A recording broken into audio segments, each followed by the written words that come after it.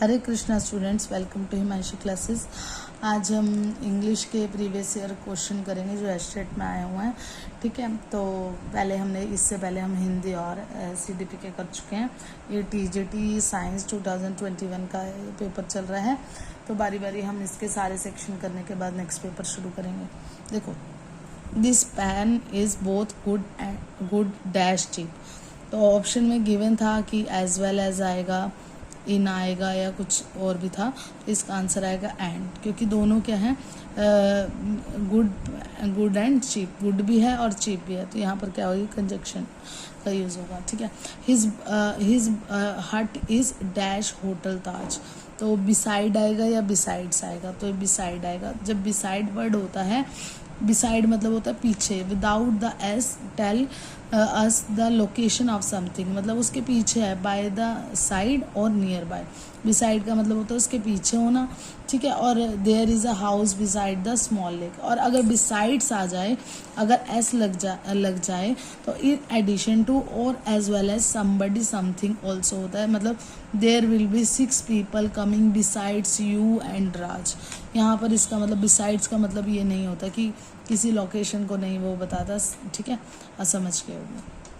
अब the law and order situation will only become worse in the state due to the riots if the government does not do something right now to nip it in the bud। इसका मतलब क्या है, देखो इसका मतलब है nip it in the bud का मतलब है to destroy the problem in the initial stage। इसका मतलब देखो मीनिंग क्या है इसका, कि government should take some step at the earliest to prevent the law and order situation from worsening due to the riots. मतलब अगर सिचुएशन ख़राब होने से पहले ही गवर्नमेंट को कुछ स्टेप ले लेना चाहिए।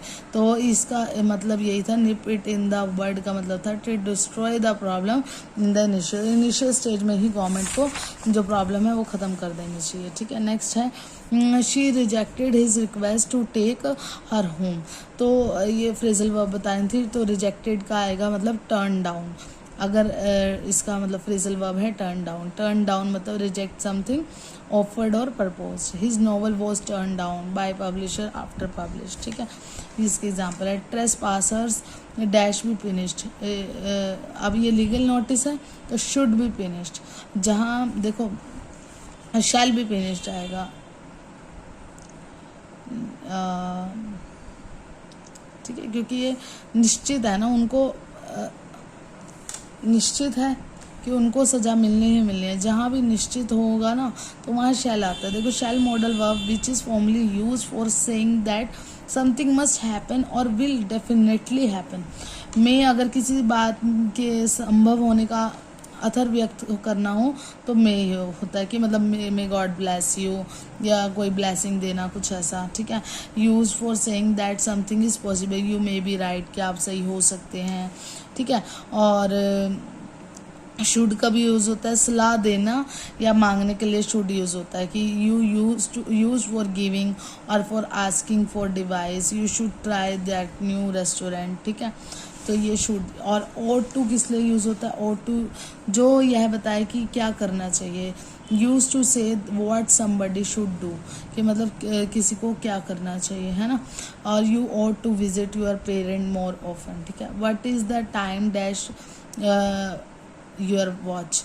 तो what is the time by your watch आएगा, क्योंकि इसका मतलब क्या, बाय योर वॉच मतलब इन अकॉर्डिंग टू योर वॉच। ठीक है, बाय यहाँ पर क्या बता रहा है, अकॉर्डिंग टू।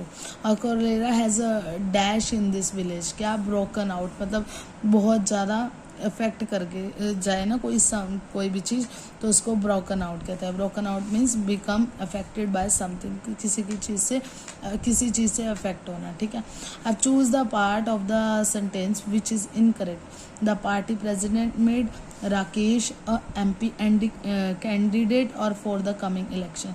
तो इनकरेक्ट पार्ट जो है MP कैंडिडेट है, क्योंकि नहीं लगेगा यहाँ पर, क्या लगेगा, द लगेगा, क्योंकि हमें पता है MP MLA इन सब के आगे द लगता है। और वैसे भी देखो, A is use when identity is not known, जब आइडेंटिटी के बारे में हम नहीं जानते तब हम ए यूज़ करते हैं, बट एमपी के बारे में तो हम जानते हैं ना, तो यहाँ पर क्या होगा, की जगह द आर्टिकल लगेगा। ठीक है, इतना क्लियर है। अब नेक्स्ट करते हैं, choose the part of the sentence which is incorrect, जो कि इनकरेक्ट है। He did not keep his word to pick him up from WTP, तो ये इसमें इनकरेक्ट वर्ड जो है कि सेंटेंस कीप हिज वर्ड है, क्योंकि देखो he did not keep his words, he क्या है, हमारा सिंगुलर सब्जेक्ट है, देयरफॉर वर्ब जो यूज़ होगी वो भी सिंगुलर होगी, तो कीप हिज वर्ड गलत होगा। ठीक है, words should be replace by word. ठीक है, सिंगुलर के साथ सिंगुलर वर्ब आती है ना, और ये एस लग गया, एस का मतलब ये प्लूरल है, प्लूरल नहीं आएगा, वर्ब नहीं आएगी, ये हमारी सिंगुलर आएगी, तो यहाँ पर वर्ड आएगा। ठीक है, आई had consulted my lawyer before I dash the complain. I had consulted, ये पास परफेक्ट सेंटेंस का टेंस है, तो जब भी ऐसा होता है एक काम हो चुका है तो और सेकंड सेंटेंस शुरू हो चुका है, तो हमारे पास हमेशा वर्ब की सेकंड फॉर्म लगती है। ठीक है, तो I had consulted my lawyer before I dash the complain lodged. ठीक है, आपको पता है subject plus had plus V3 plus object, ये तो पास्ट परफेक्ट टेंस का फॉर्मेट है। ठीक है, उसके बाद here the first task is already done by the lawyer before the complain could be lodged. ठीक है, अब he dash listen to the story of his grandma before he slept। past habit है, past habit के लिए क्या लगता है, would लगता है। would also used when talking about the result of an event that you imagine, कुछ imagine कर रहे हैं पास्ट मतलब रिजल्ट के बारे में, किसी के बारे में, तो अब भी हम would की बात करेंगे, और पास्ट हैबिट के लिए भी would ही यूज़ करते हैं। ठीक है, और आगे the hostess dash ice by introducing the strangers to each other, तो broke the ice, broke the ice meaning to make people relax with each other, ताकि people क्या हो जाए, relax हो जाए। the hostess broke the ice मतलब to the hostess makes the stranger relax by introducing him to each other। municipality has decided to dash the overhead wires, तो do away with मतलब remove और put an end to something. ठीक है, do away मतलब remove करना, तो municipality has decided to away the overhead wires. ठीक है, one who waste a lot of money is prodigal, उसको प्रोडिगल कहते हैं, मीन्स स्पेंडिंग मनी, और या फ्रीली और रैदर वेस्टफुली, जो वेस्टफुली मनी को वेस्ट करता है उसको प्रोडिगल कहते हैं। इसके जो सिनोनियम है स्पेंड 30 और एक्स्ट्रा वेगेंट होगा, और एंटोनियम है थ्रिफ्टी, इकोनॉमिकल, फ्यूगल एक्सेट्रा।